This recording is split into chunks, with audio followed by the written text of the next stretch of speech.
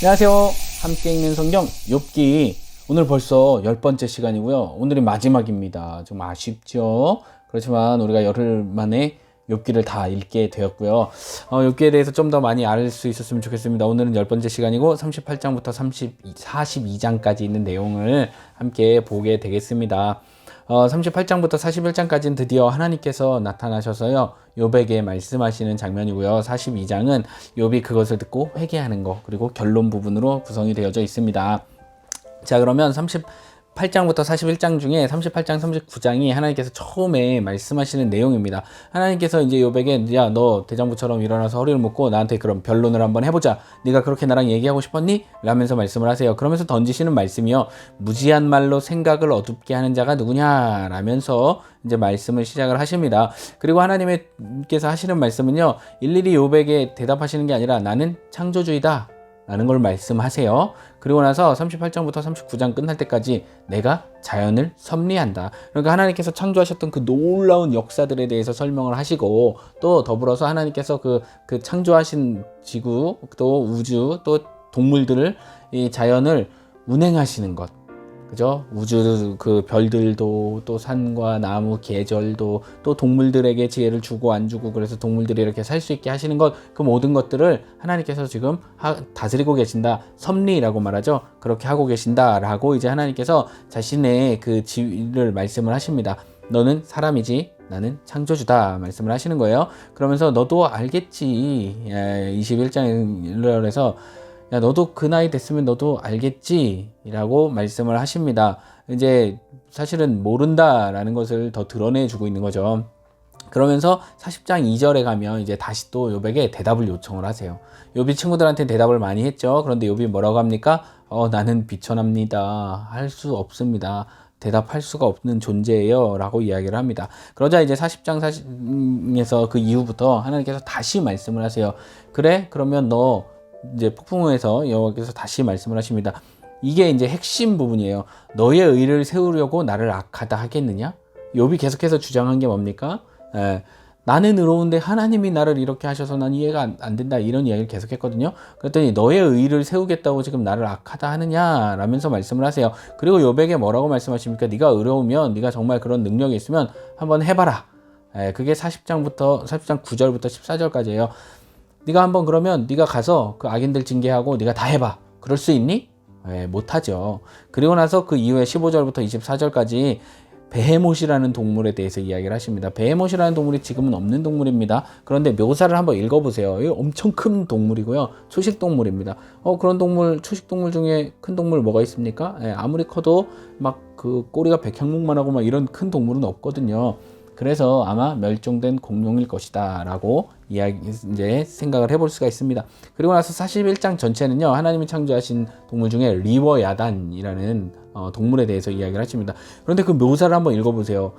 이 용이에요, 용.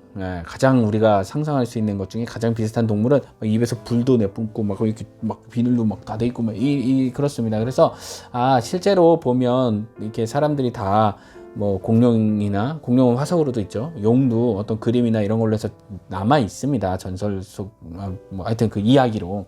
그러니까 하나님께서 그 지으셨던 동물 중에 베헤못과 리워야단이라는 동물을 근거로 하시면서 인간의 그 욥의 그 무능력을 다시 한번 더 이렇게 드러내서 보여주고 계십니다.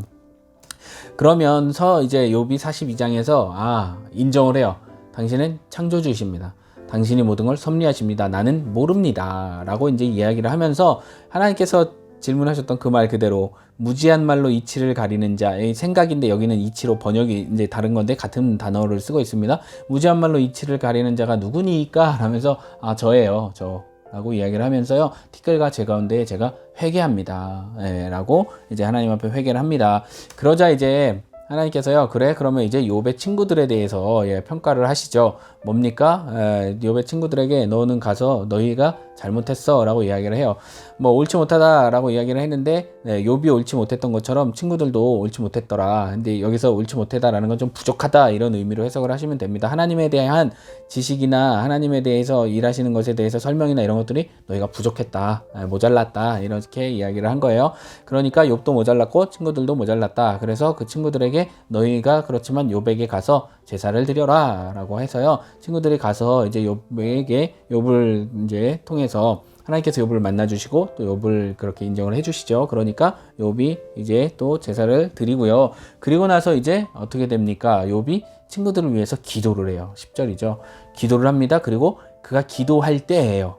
하나님과 만난 이후에 그냥 하나님이 회복시켜 주신 게 아니라 그가 기도할 때, 친구를 위해 기도할 때, 중보할 때에 화평을 이룰 때에 그때 하나님께서 회복을 시켜주시는데요. 소유가 갑절이 되죠. 갑절이 의미하는 게 뭡니까? 출애굽기 22장에 보면 보상을 의미합니다. 잘못했을 때, 도둑질했을 때 갑절. 그러니까 하나님께서 이제 욥에게 상을 주시는 거예요. 뭐 보상 개념은 아니겠지만 욥이 고난을 통과한 이후에 이제 욥이 하나님에 대해서 깨달았을 때 하나님께서 상으로서 잃었던 것의 소유의 갑절을 허락해 주시죠. 자녀들을 다시 다 똑같은 수로 주십니다. 그리고 욥이 굉장히 장수한 것을 알 수가 있습니다.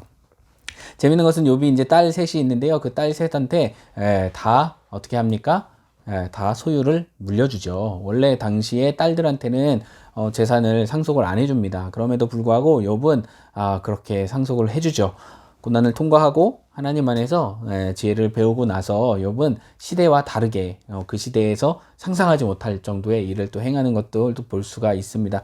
욥이 그 이후에 140년을 더 살았다라고 하니까 그리고 욥이 하나님께서 욥에게 말씀하셨던 그런 동물들 베헤못이나 리워야단 이미 멸종한 그런 동물을 이야기하신 것을 보면 욥은 굉장히 오래전 사람이구나 라는 것을 우리가 알 수가 있습니다. 어떻습니까, 여러분? 하나님께서 우리가 이해할 수 없는 행동들, 일들, 이런 것들을 하신다고 해서 좀 불평하고 불만한 일이 이렇게 가졌던 적이 혹시 있으신가요? 아니면 이해할 수 없는 고난들, 뭐 이런 것들로 인해서 혹시 답답했던 적이 있으신가요?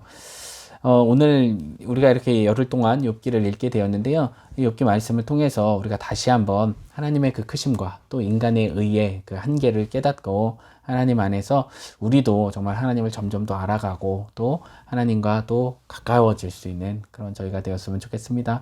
그러면 이제 욥기는 끝났고요. 다음에는 또 다른 걸로 만나도록 하겠습니다. 바이.